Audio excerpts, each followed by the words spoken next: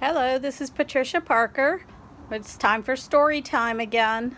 And the title of this is The Invisible Boy. And it's written by Trudy Ludwig and illustrated by Patrice Barton. You look at the picture and maybe wonder what the book might be about. We're going to get started.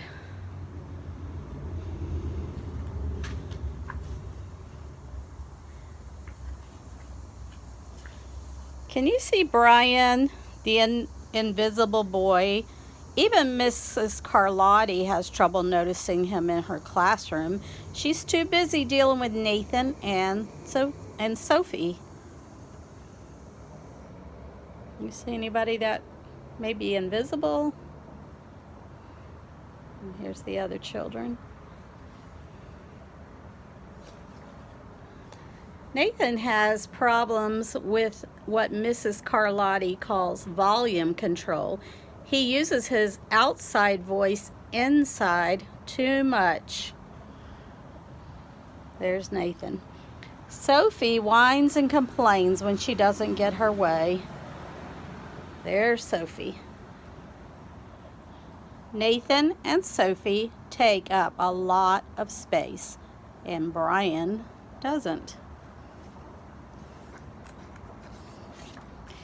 When the bell rings for recess, Micah and JT take turns choosing kids for their kickball teams.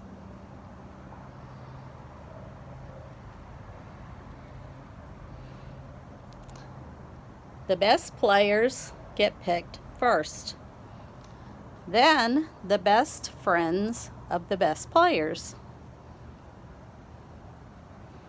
Then the friends of the best friends. Only Brian is left, still waiting and hoping. JT glances in Brian's direction and just as quickly looks away. We got enough players for each team, he tells the others. Let's play ball. There's Brian. In the cafeteria, Madison and her friends talk about her birthday party. The rope swing over the pool was awesome, says JT. Yeah, so was the water slide, adds Fiona. That was the best pool party ever. I'm so glad you guys had fun, says Madison. Everybody did, except Brian. He was not invited.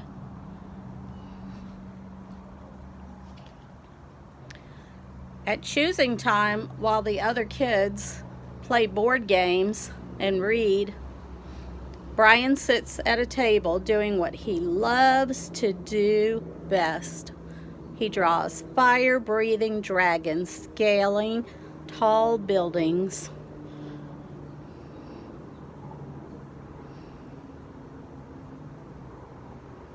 There it is. And space aliens locked in intergalactic battles. Greedy pirates digging for treasure. And superheroes with the power to make friends wherever they go. On Monday morning, Mrs. Carlotti introduces Justin, a new student, to the class.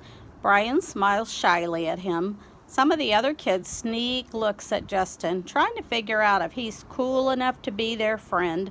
They haven't quite made up their minds yet. There's Justin. There's all the other children. And Brian.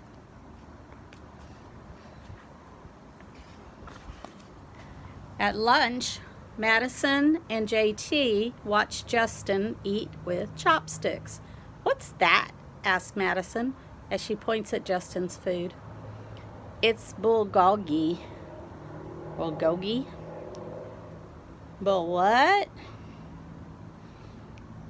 Bulgogi. It's Korean barbecued beef. My grandma made it for me. It's really good. Do you want to try some? There's no way I'd eat bulgogi.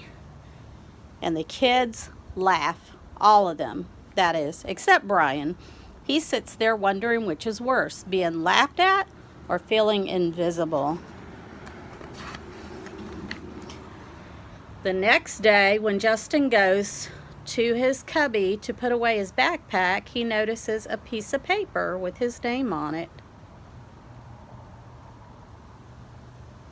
Justin: I thought the bulgogi looked good. Brian: there's a yum. There's a picture of Brian.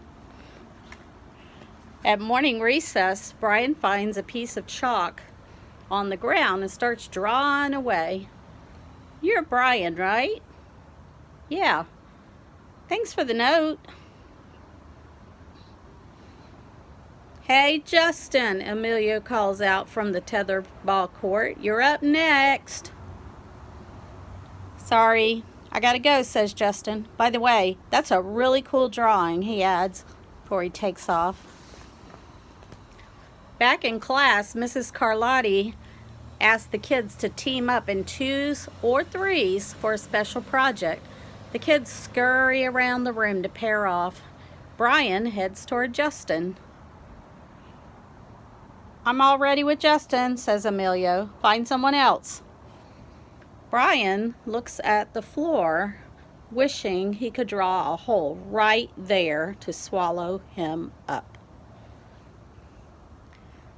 Mrs. Carlotti said we can have up to 3 people in our group. We're only 2. Come on, Emilio. Let him work with us. Okay, I guess. Mrs. Carlotti gives the class directions for the project. Your assignment is to work together to write a story about what you see in that photograph. Use your imagination and have fun. There's the photograph. Whoa, cool, says Emilio. What kind of people do you think would live in houses like that? I don't know, but I bet Brian could draw them to go with our story, says Justin. Brian smiles as he takes out his lucky pen.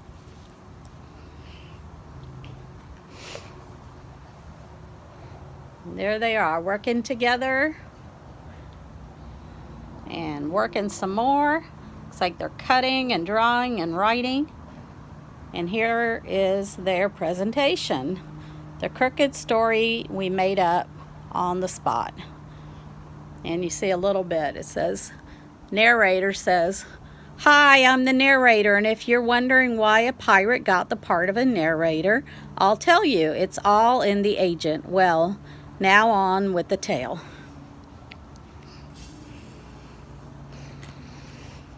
It's lunchtime again. Brian's least favorite part of the day. Another 20 long minutes of kids talking and laughing with everyone else but him. Brian, he hears someone shout. Hey, Brian, over here. Brian turns and sees Justin, waving him over. Amelia nods at Brian as he makes room for him at the table.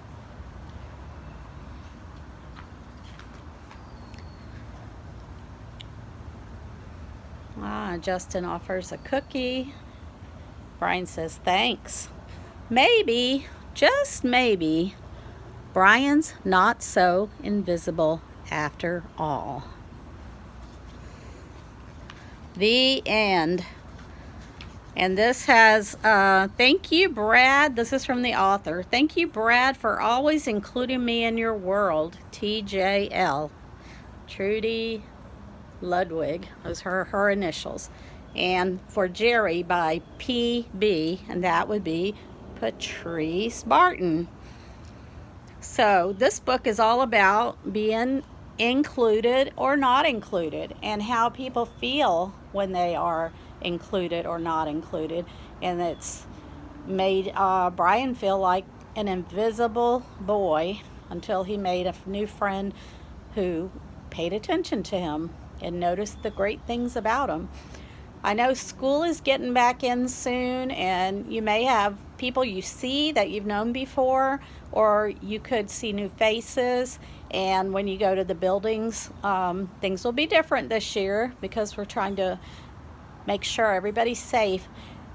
And even if you do school at home, you may meet some people that are in your class online that you don't know or that you already do know. And you may have new teachers, and your teacher may put you in small groups to work together, just like Brian did with his new friends and classmates. So I hope that this book gives you some things to think about and that you enjoyed it, and maybe you'll talk to someone else about if you feel left out or invisible, or if you're one of the people that includes other people, or if you want to be more like that, what things you can do. So I hope you enjoyed it, and I'll see you next time. Bye-bye.